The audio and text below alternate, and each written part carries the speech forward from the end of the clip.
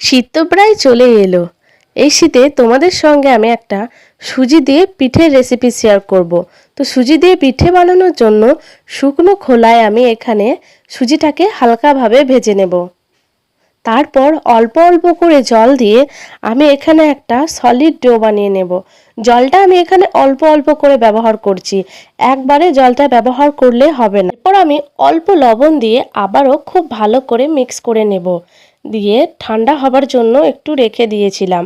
তারপর হাতের সাহায্যে এটাকে একটু মথে নেব। এই ভিতরের পুর বানানোর জন্য একটা কড়াই নিয়েছি, তাতে 2 চামচ আমি ঢিমে গুড় নিয়ে গুড়টাকে মেল্ট করে নিয়েছি।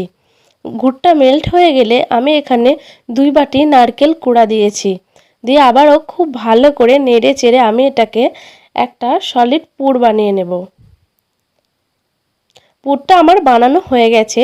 এরপর হাতে সামান্য ঘি দিয়ে আমি ওখান থেকে ছোট ছোট করে লেচি কেটে একটা গোল বাটির মতো বানিয়ে নেব।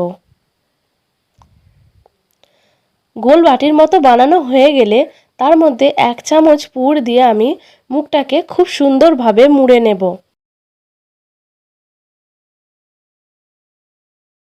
এভাবে করে মুড়ে নিতে হবে।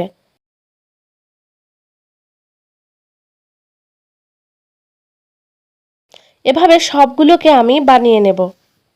দেখো সবগুলো আমার বানানো হয়ে গেছে। এরপর এগুলোকে একটু ভাপ দিয়ে নেব।